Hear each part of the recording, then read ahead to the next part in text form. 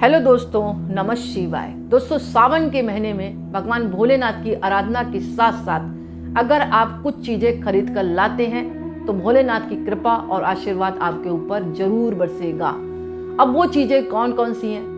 पहली तो आप रुद्राक्ष ला सकते हैं, कोई भी मुखी हो, पंचमुखी हो, एक मुखी हो, दो मुखी हो, त्रिमुखी हो, रुद्राक्ष लाएं।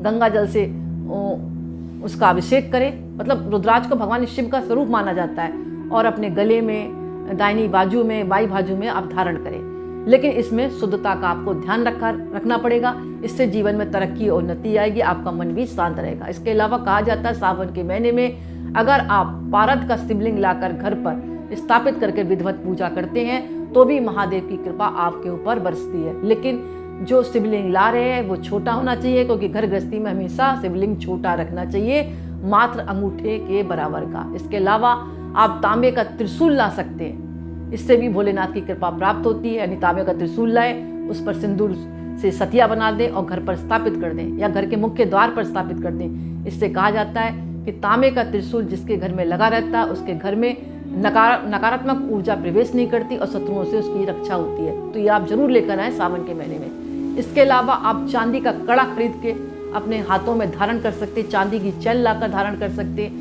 इससे भी भोलेनाथ की कृपा आपके ऊपर बरसती है।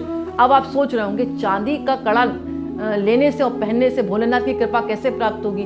दोस्तों, चांदी का संबंध किससे है? चंद्रमा से। और चंद्रमा कहाँ पर स्थापित है? भगवान भोलेनाथ के सिर पर, यानी शीतलता का प्रतीक है। तो चांदी जब आप पहनेंगे, एक तो माइंड में आपकी शांति बनी रहेगी, दूसरी चीज महादेव की कृपा भी आपको प्राप्त होगी। इसके अलावा घर पर डमरू लाकर आप स्थापित करते बजाते हैं तो इससे भी भोलेनाथ की कृपा आपके ऊपर बरसती है और अनंत गुना फल प्राप्त होता है। इसके अलावा जो महिलाएं हैं वो सुहाग की सामग्री खरीद कर ला सकती हैं, जैसे सिंदूर है, बिंदी है, चूड़ी है, पायल है, बिछिया है, ये सब लाकर, क्योंकि सावन का महीना अपने आप में बहुत पवित्र महीना है और ये सुहाग का महीना माना गया है, क्योंकि अधिकतर जितने भी त्योहार हैं वो भादों और सावन के महीने में ही आते हैं। और माँ पार्वती ने भी भोलेनाथ को पाने के लिए सावन के महीने में भी हरियाली तीज पर उनकी तपस्या की थी प्राप्त करने के लिए भोलेनाथ को, और कजरी दी जाती है। मतलब जितने भी त्योहार हैं अधिकतर सावन और भादों में आते हैं सुहाग से संबंधित।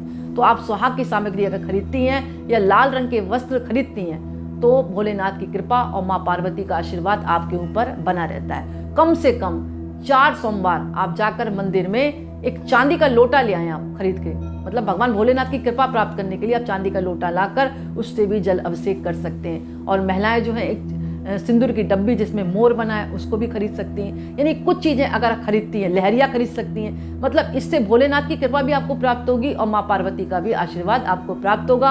और आप जरूर खरीदें, जहाँ तक हो, मतलब थोड़ी बहुत चीज़ें खरीदें, लेकिन जो मैंने बताई हैं इनको आप जरूर परचेज करें। इससे महादेव का आशीर्वाद और माँ पार्वती की कृपा आपके ऊपर बनी रहेगी। इसके अलावा नाक की नथ खरीद सकती हैं महिलाएं, नाक की लौंग खरीद सकती हैं। यानी सावन के महीने में आपको सुहाग का जो भी सामान आप खरीद सकते हैं जरूर खरीदें अपने सामर्थ्य के अनुसार। और दान करने का भी विधान है, अगर ज़्यादा दान नहीं कर सकते तो सिंदूर है, बिंदी है, मेहंदी, इसको आप दान जरूर करें और खरीद कर भी रखें। इससे महादेव की कृपा और माँ पार्वती का आशीर्वाद आपके ऊपर बना रहेगा। आपका जीवन सदैव अखंड सौभाग्यवती होकर बीतेगा और आपके जीवन में सुख, समृद्धि और बरकत बनी रहेगी। तो दोस्तों, आज का वीडियो मैं ही समाप्त करती। पसंद आए तो लाइक करें, दूसरों को शेयर करें और कमेंट से नमः शिवाय जरूर लिखें। बहुत बहुत धन्यवाद।